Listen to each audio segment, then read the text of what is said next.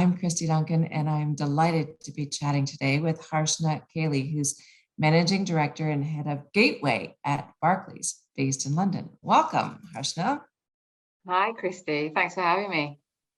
So delighted. So today, Harshna and I are going to discuss the importance of sponsorship in our careers and why it's important to get women into executive leadership roles. Research suggests that women leaders don't usually lack confidence, but confidence may be perceived in women negatively, which can hold women back. So gaining guidance from a career sponsor can help us to build our confidence and use it in productive ways across many facets of our careers. So Harshna, can we start this discussion? I know we were talking earlier about your role at Barclays and what you do there. Yeah, absolutely. So look, my role at Barclays is pretty simple. I head up the Barclays payments product team that specifically powers payments online, face-to-face, or through a number of channels. Okay, awesome. Simple and sweet. So let's talk about mentorship and sponsorship. And we know that mentors can help us define career goals. And once you know where you want to go, it's easier to figure out the roadmap to get there. How do we find the right sponsors to support women in their career journeys? Well, look, I think that as I think about my own personal journey, both professionally and in my personal life, I've had a diverse mix of sponsors and mentors along the way. Speaking from my own experience, I found that women often underestimate and underinvest in those relationships. And I think the best way to find the right mix of sponsors and mentors is just making it part of your everyday. So when you find a connection, whether that's internally, externally, through friendships, through a network, go deep in that relationship, because you can learn so much from other learnings and other experiences. And I do think that it's so important to have role models where you can learn from them, and you can also build your own confidence to be, to speak up and to be heard. I love that. Let's can we, just for the audience, get a level set on the difference between mentors and sponsors? How would you differentiate them? Yeah, so if I think about my role here at Barclays, I have a number of sponsors who I guess want to see success in what I'm driving, because they see success in what they need to drive as well. And therefore, sponsorship means having the backing and the platform to pave the way forward, right? Having the right conversations, getting the right investment. Mentorship is more about learning from mentors that have been on similar journeys around growth or dealing with difficult challenges. And I think having that mix of mentors in terms of how you progress and how you tackle certain situations will help in sponsorship conversations as well. So I think you need a mix of both.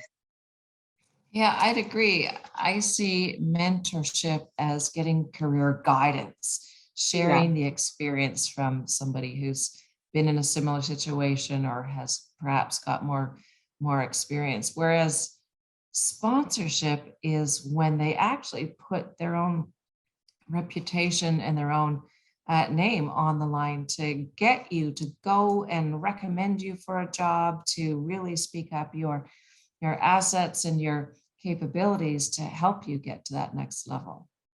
Exactly that. And that's why it's so important to have both. Exactly. So can you share some of the experiences that you've got, Harshna, that have helped you propel your career forward in this journey of fantastic empowerment? Yeah, well, look, again, I'll lean on my experience here at Barclays. I do genuinely feel I've got a brilliant platform here. I've got a range of amazing sponsors right across the business. And I've got a few mentors that I've got within this space, but also externally as well. And they really do support me in my growth. If I think about my own leadership journey and the progression, I've had a particular experience where I think it was more of a learning point in my career. I took on a 100% all-male leadership team that had previously had a track record of a male leader, a specific culture, and a specific way of working. I really struggled to fit into that particular environment. It was the first female leader that team had to, work with and work for, and I think they found that quite difficult. I obviously brought a slightly different change to the culture and the dynamic of the team. And I guess I suffered with imposter syndrome to a certain degree because I struggled to find my place as a female leader, particularly in that setting. And I recognized that very quickly. And so, I worked with a coach. I had a few sponsors that I worked hard to build within that organization. And then I began to strengthen my own identity, build my own confidence, and really channel the power base that I had with the strengths that I've built up over the years to really create much more of a cultural change and implement with much more gravitas and impact the diversity right from the leadership into the deeper into the organization. And sure enough, within a 12-month period, I started to track and see successful outcomes in colleague engagement, in income targets, and so on, right? And this really was a turning point in my career. I love that story. And I find it really interesting that you worked so hard at this while suffering, as I do, with imposter syndrome. And we know that it impacts many people. And some may feel these feelings more acutely. Melody Wilding, who's an executive coach and a licensed social worker, says that gender stereotypes can make women more susceptible to imposter syndrome, especially where they're in situations where they're outnumbered by men, as we in the payments industry often are. Harshna, can you offer insights for our audience on how women can work to overcome this imposter syndrome and how the organizations can help as well? Yeah, I mean, like you've just mentioned, some of the research out there, I don't think it's that women are less confident in their abilities than men. And I think that interpretation is actually not a true reflection of what the reality really is. I think that the problem isn't that women aren't confident, but actually confidence comes in different forms, and it's not one size fits all. Confidence in women is often not valued or rewarded, and that can create imposter syndrome that holds them back from progressing in an organization, holds them back from speaking up. And I think organizations can help, all sorts of audiences by creating and promoting a really safe environment and a culture to promote confidence, and recognizing that confidence isn't one size fits all, particularly as we embrace more and more diversity and inclusion. That confidence comes in different forms and in different settings. I love that. And I've seen research too that shows that people tend to get promoted based on their confidence rather than their competence, Yeah. which often disadvantages women because you can have a woman and a man with equal levels of competence, but the man, because he has more confidence, will often get that promotion. So you're right. I love this concept of one size does not fit all when it comes to confidence, because you're right. Women show it in different ways often, and other strands of diversity show it in other ways. But I think we as leaders need to be able to support our teams and encourage them to demonstrate that confidence and competence, that it's based really on competence. Yeah, and they're absolutely so tightly coupled as well, right? Confidence and competence, and valuing both in different ways, and in the different settings in which they are demonstrated. It's so important to be in tune around that particular dynamic. Yeah, lots of opportunities for us to learn from this. So you've got this fantastic job and you've been working at this and building your team. Tell us, Arshna, where do you get your own inspiration? I have to say, most of my inspiration comes from my parents and my upbringing. As individuals, both of those amazing human beings have done, so well and worked incredibly hard to give me the platform that I have today. And really deep-seated values around humility and just we're all people. You strip us back down to what what we all are, whether you're, male, female, whatever color, race, background, we are all humans at the end of the day. And I really value that.